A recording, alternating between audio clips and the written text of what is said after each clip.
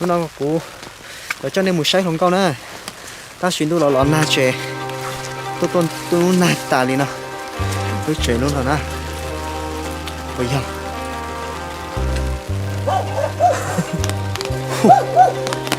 bây giờ tiếng mình nè hả chơi được cái camera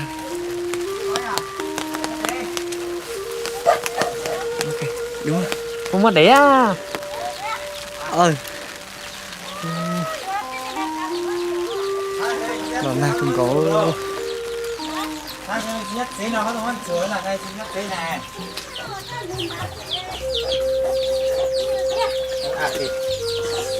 cho nó ha chỉ là gì chỉ khơi bán chỉ cho nó chỉ khơi nó tới chỉ nữa chỉ rồi hả tôi cho chè nó cho các bạn thấy đi xem à nó chè nó bé to luôn thì thay tỏi giả chỉ nè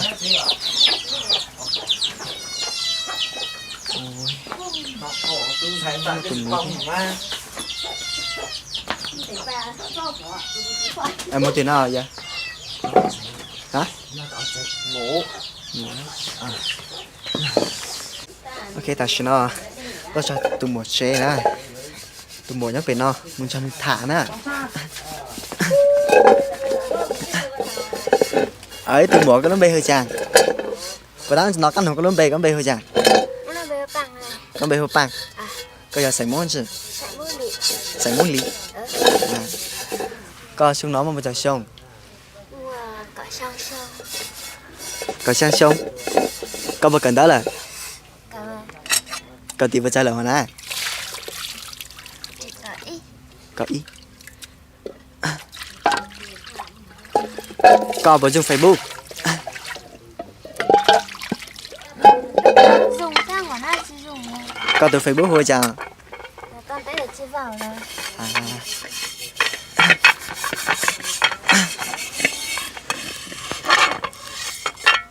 ôi chàng chỉ vào Facebook được hồi nãy không có điện thoại nào tức là không có điện thoại được em có từ Facebook không bay hồi chàng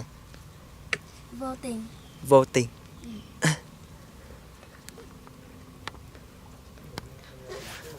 em nhớ kỳ có một cần đó nhớ ký nó sửa lại tàn sao trong bữa tay có ta nhớ kỳ có một bên tàn sao trong xung cận đó đừng nghỉ Tết dương lịch lót số chân nữa 2 ngày thôi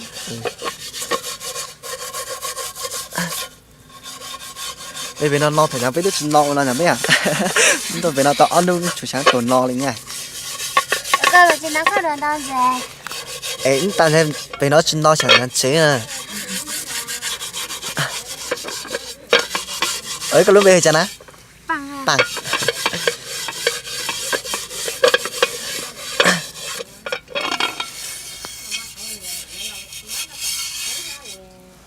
ở chỗ nhận xài bị họ dọn bị hư chả dù chẳng mới từ các dòng mới từ hôm vần xưa cho này vâng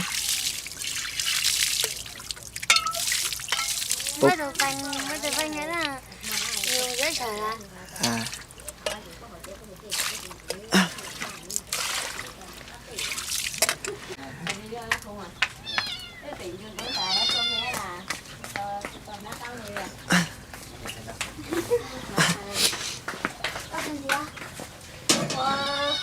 đó là cũng đã chơi rồi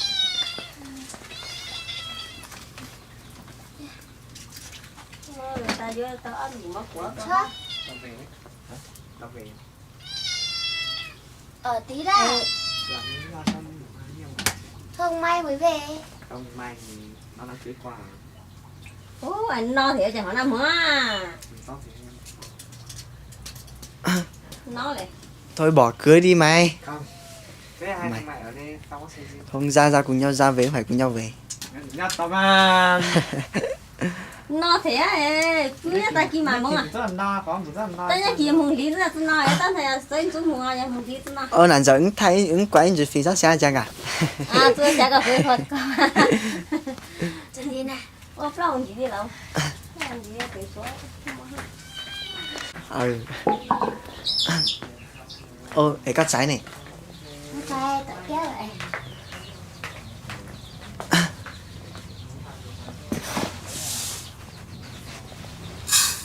Kênh của anh là gì? Cây vừa giò. Ờ. Lăng thò. Lúc nào biết về xem mà cái mới tự nhiên sáng có quái đáng ta ứng kháng nó cành sai này tôi tàn thì tôi sai này.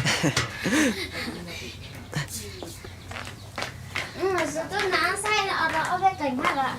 À. Cái cành này thì không có sách cho chú.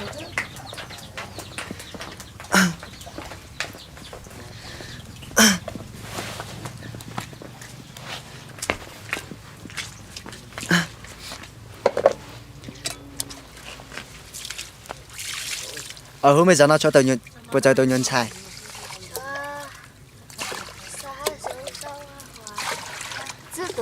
知道。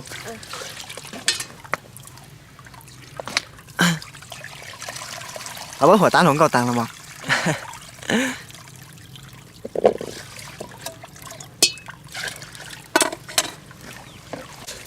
Bố mà tôi tư xin là 2.000. Dạ mua rước. À. Yêu ở 2k2 2k4. Wow, gái trẻ luôn à? À.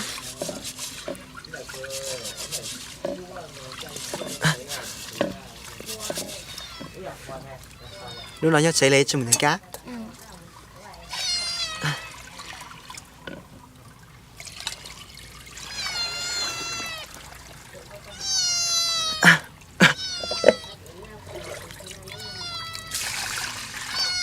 Mày bỏ dụ về nè. Nè, mày gì bỏ dụ. Đây là chị gì? À. Đây người ta đấy là chị gì?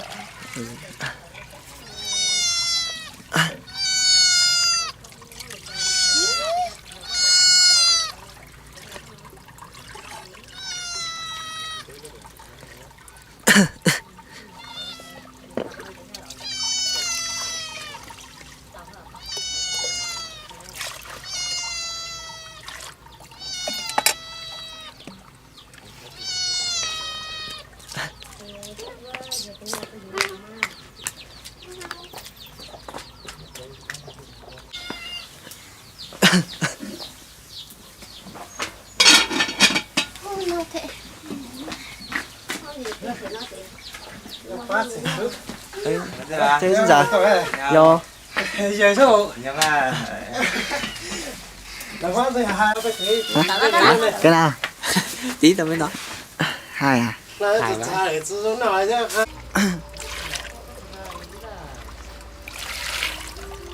tăng đầu hồi đó chỉ có lớn dây mùi Mặt xấu lắm.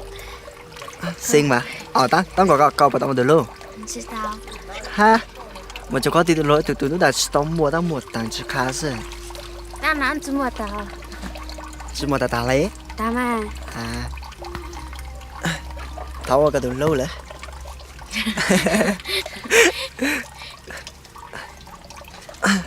bố ô từ lâu Ai có thích sách lũ nè. àนั่นใช่ก็จะป้อนลูกกันนะ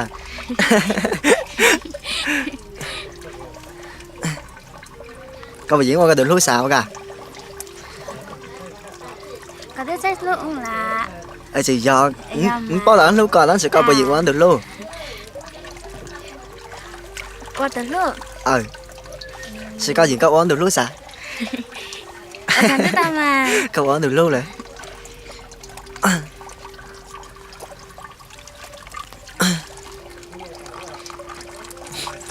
nhưng ấy chỉ có cho một thằng câu hả? Ừ. Em nói cái nào cơ? Bố ấy sẽ là bố từ một sinh nhá, đó là ít nhập là cái cho một thằng câu mà. Nằm ở tờ mà. Sự như nó thằng câu nữa. Có thích tao mà. Sao cái gì có phút như nó thằng câu nó như nó thằng câu rồi có phút nào có mà cho một thằng câu mà. Nằm ở tờ mà cho con một cái háo giỏ cả cái rồi. Một nó bay vào đây là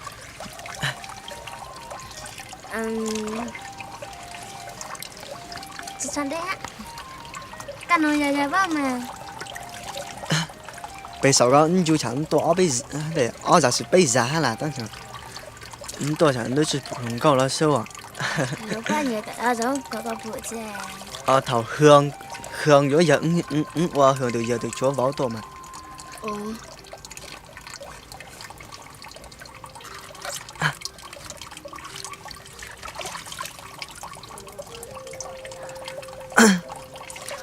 Có cởi tăng các bà coi sáng một cởi đang吃还是sáng được gì? Tôi chỉ tập bao. Giờ sáng tạo à? Cởi tăng các bạn thì tôi chỉ đạo chủ các bà ấy tôi chỉ đạo tăng các bạn thì tôi nói gì hả bạn? Chẳng thế cởi tăng các bà cho còn 1 năm nữa thôi mà. Cho ít xíu. Đó còn bây giờ thôi mà nói một nhớ kỳ thì có sẽ nói giờ này. Mà tôi nói chẳng bao giờ nữa Là bố gì à? Là bố kéo vợ nè. Kéo vợ. Chú rất chỉ muốn tiền nhưng mà được kéo à? Hả? Lo nhà cho lo sinh tôi là bị chế đầy mong. Các nó chỉ có tặng mọi chuyện này nè. Ý chỉ muốn khá là một con các bạn nói là có tuần đầy. Cái gì cả ký bắt tuổi bao nhiêu câu. Ấy chỉ đạo chỉ là có tuần đầy mà.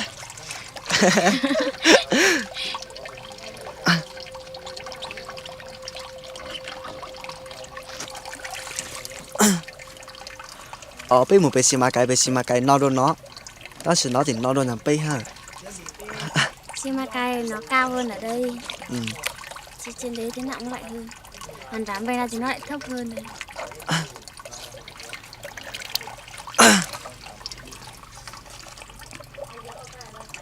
Bằng à? Nó chỉ chắc là con nó bể nó mà ta có hái đó tàn thấy con nó bể bây giờ hộp bằng rồi nè.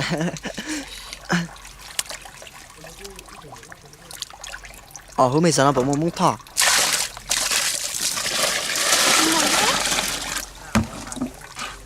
Chúng muốn thọ.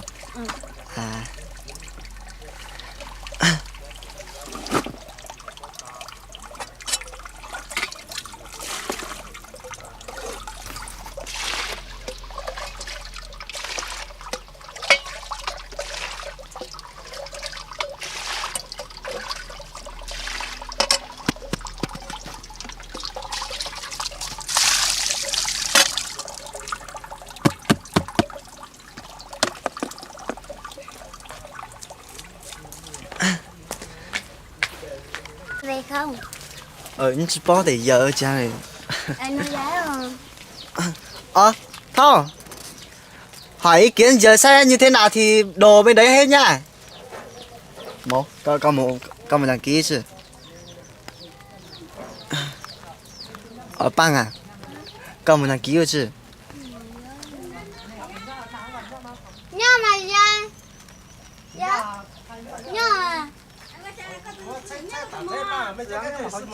Mấy giờ xin làm ai nè? Thế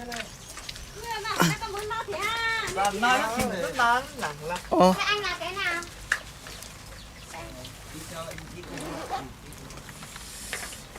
Ôi nó có trăng rồi. Có một giấy tờ về thôi rồi. Đi cùng nhau đi giờ.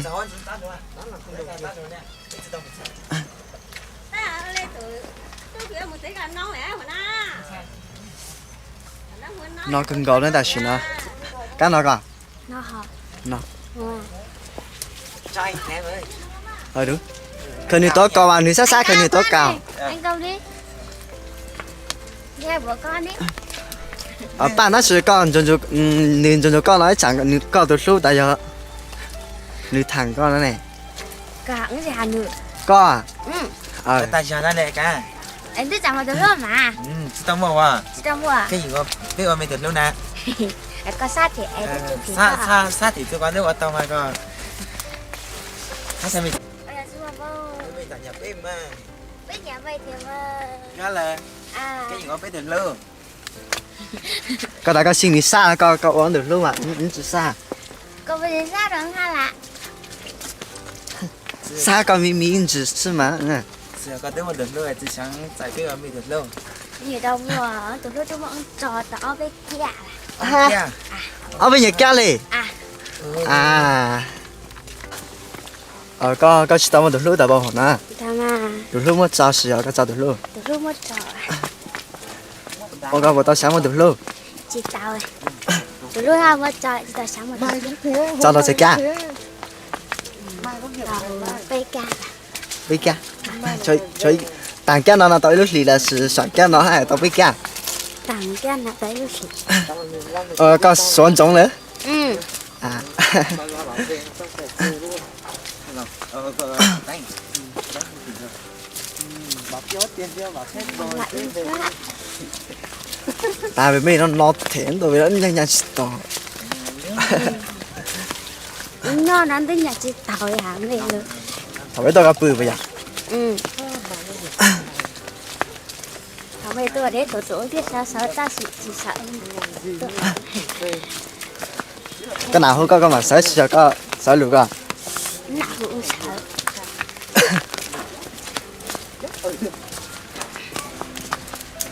ít chỉ cho ông thằng con cái cả giờ ứng nhau này ừ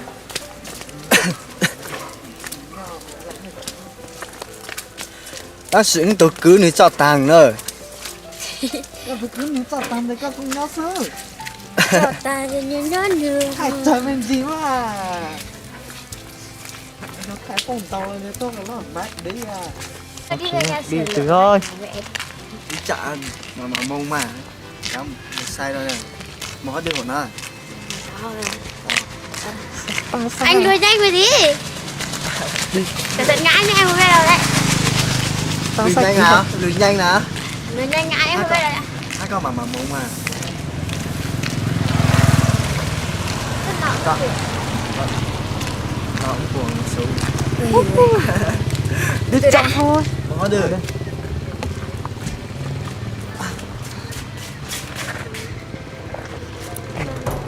mất tiền đấy như nào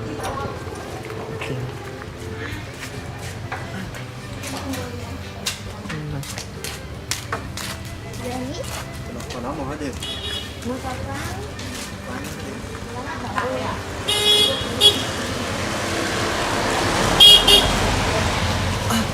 là chúng nó bầm bò hua nè, yếu chọn đủ nè. con đứng rồi con mà con xếp xe xong rồi chuẩn để xe vào nhá Kết thúc xuống ấy. Sao đấy chưa? Đang từ từ ở lúc gì gọi mấy lúc bằng xấu lắm không quay nữa đâu tắt đi không xấu mà có sao mà tao gọi cho mấy chị nhá lúc chị cái ở mấy qua mấy chị nhá chỉ tao nó chị tao nhá